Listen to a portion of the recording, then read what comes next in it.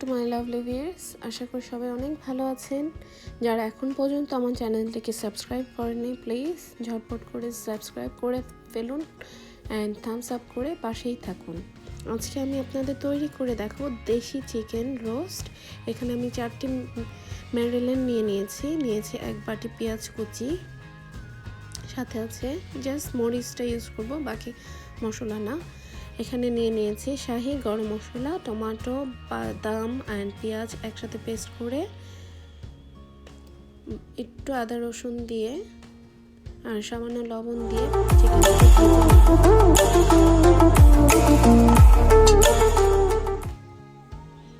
এখন একটি ফ্রাই প্যানে তেল দিয়ে চিকেনগুলোকে ভেজে নিচ্ছি। বেশি কড়া করে ভাজবো না, কারণ সাধারণত দেশি চিকেন একটু শক্ত হয়ে থাকে। জাস্ট লাইট ব্রাউন করে নিব, এই পিঠ ও পিঠ করে। জাস্ট 2 মিনিটের মতন করে ভাজবো সবগুলো। 2 মিনিট করে এক সাইড না, জাস্ট একটু সিল হলেই হলো।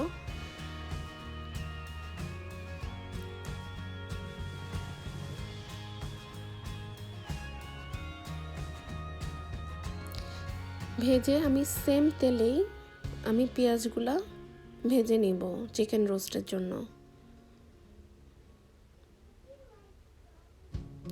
এগুলোর মধ্যে সব মশলা একসাথে অ্যাড করে দিয়েছি, অ্যাড করে একটু ভালো করে ভুনে নিয়েছি মশলাটাকে। সামান্য পরিমাণে পানি দিয়ে এটাকে আমি আবার ভুনে নিচ্ছি।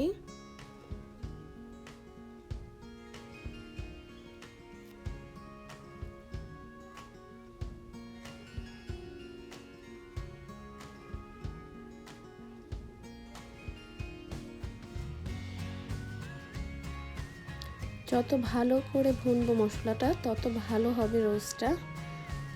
এখানে আমি সামান্য পরিমাণে tomato paste and garlic paste দিয়ে দিচ্ছি,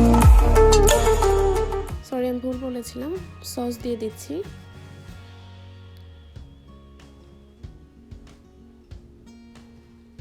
এখন সসটা দিয়ে মশলার সাথে ভালো করে মিক্স করে নিচ্ছি।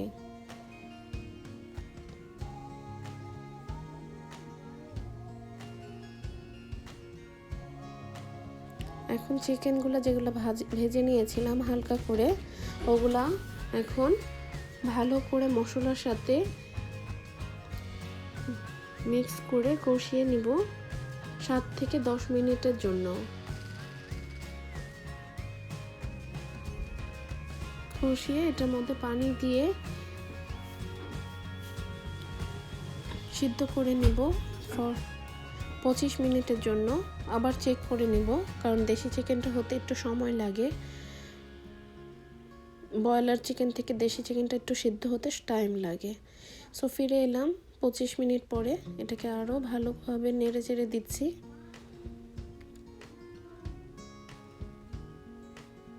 নেড়ে চেড়ে দিয়ে এটাকে আবার একটু পানি দিয়ে সিদ্ধ করে নেব, কারণ এখনও ভালো মতন সিদ্ধ হয়নি। দিয়ে দিলাম কাঁচামরিচ।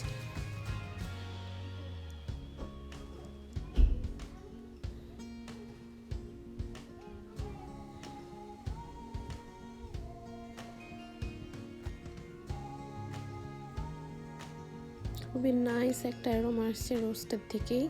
এটি আপনি গরম ভাত, পোলাও, খিচুড়ি, নান সব কিছু দিয়েই খেতে পারবেন। তৈরি করে ফেললাম খুব সহজভাবে দেশি চিকেন দিয়ে দেশি চিকেন রোস্ট।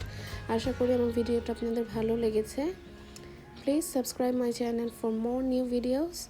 আবার দেখা হবে। সবাই সুস্থ থাকুন, ভালো থাকুন, এই কামনা নিয়ে আজকের মতন এখানেই শেষ করছি।